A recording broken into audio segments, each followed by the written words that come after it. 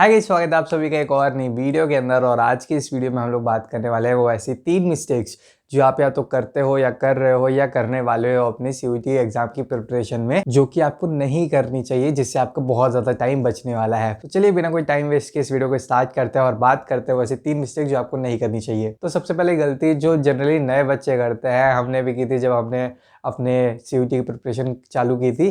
तो बच्चे क्या करते हैं बेसिकली कि उनको एक यूट्यूब चैनल चाहिए होता है जो उनको सीयूईटी की प्रिपरेशन करा दे और सीयूईटी से रिलेटेड इन्फॉर्मेशन दे दे।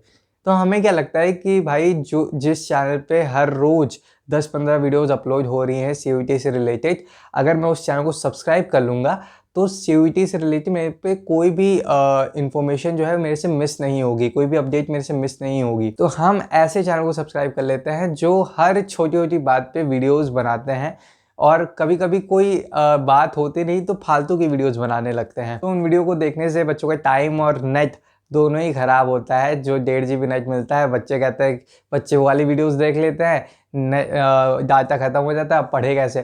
ठीक है। तो यार बेसिक सी चीज़ है, आपको एक एग्ज़ाम क्लियर करने के लिए उस एग्ज़ाम्स की सारी इन्फॉर्मेशन होना इंपॉर्टेंट नहीं है। उस एग्ज़ाम से रिलेटेड आपको जो रिक्वायरमेंट है, जितनी आपको नीड है, आपको जो पता होनी चाहिए इन्फॉर्मेशन, वो पता होना चाहिए आपको। दूसरा, बाकी आप पढ़ाई पे ध्यान दो, पढ़ाई करके एग्ज़ाम निकलेगा। बाकी आपको अगर उस एग्ज़ाम के बारे में आपको अगर सारी अपडेट भी पता है, सारी इन्फॉर्मेशन पता है, तब भी वो निकलेगा थोड़ी, क्योंकि अपडेट जानने से एग्ज़ाम नहीं निकलता, पढ़ाई करने से एग्ज़ाम निकलता है। सिंपल सी बात है, ठीक है। तो बहुत सारी ऐसी देखो, चैनल का नाम तो मैं किसी का नहीं लूँगा, ठीक है, क्योंकि लड़ाई वड़ाई करने का तो टाइम है नहीं मेरे पास। दूसरा, ड्रॉपर्स जो है वो समझ गए होंगे मैं किन चैनल की बात कर रहा हूँ, ठीक है। लेकिन प्लीज़ कमेंट में मत करना, वो चैनल का नाम एकदम कमेंट में मत लिखना, ठीक है, क्योंकि पता नहीं कौन ऑफेंड हो जाए, ठीक है। जिनको पता है उनको पता है कि वो चैनल्स कौन से हैं, ठीक है। तो एक ऐसे चैनल को ढूंढो जो तुम्हारे स्ट्रीम से रिलेटेड हो, जो तुमको अच्छे से प्रिपरेशन करा दे और जो तुम्हारी रिक्वायरमेंट है, जितनी तुम्हारी इन्फॉर्मेशन तुमको पता होनी चाहिए सीयूईटी के बारे में, उतनी तुमको पता हो, ठीक है, उतनी तुमको बता भी दे, ठीक है। तो ये पहली गलती थी जो जनरली नए बच्चे करते हैं, ठीक है। तो सेकंड मिस्टेक क्या होता है, जो जनरली हम जैसे बच्चे होते हैं, एवरेज बच्चे होते हैं, एवरेज स्टूडेंट होते हैं, वो करते हैं कि क्या करते हैं ना कि बोर्ड अब खत्म हो गया है तो 12th पास आउट कर लिया, तो 30-40 दिन बचे हुए हैं सीयूईटी के लिए। तो इसमें क्या करना होता है, उनको 4-5 सब्जेक्ट को तैयार करना होता है, ठीक है। तो अब वो क्या सोचते हैं कि एक बार चैप्टर के वन शॉट ऊपर से खत्म करते हैं, ठीक है, और इससे एग्जाम हमारा निकल जाएगा। तो वो क्या करते हैं कि ऊपर से एक बार चैप्टर को ऊपर से देख लिया और उनको लगता है हाँ बस चैप्टर हो गया, अब एग्जाम हम दे आएंगे, ठीक है। ये नहीं होता, ये सबसे बड़ी गलती होती है। देखो सीयूईटी आप अभी पहली बार देने जा रहे हो, ठीक है। तो आपको क्या करना है कि बेसिक आपको पकड़ के चलना है। किसी भी चैप्टर को आप पढ़ रहे हो तो आपको पहले उसका बेसिक अच्छे से आना चाहिए।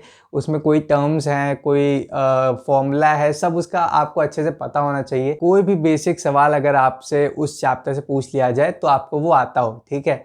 आपको बड़े बड़े सवाल, या फिर अगर आपको ऊपर से थ्योरी पता है, आपको समरी पता है, चैप्टर में ये है, आपने अपने दोस्त के सामने भौकाल एकदम झाड़ने के लिए आपने ऊपर से चैप्टर बता दी कि हाँ ये है चैप्टर में, ठीक है। आपको दोस्त को लगता है अरे यार इसने सब पढ़ लिया है।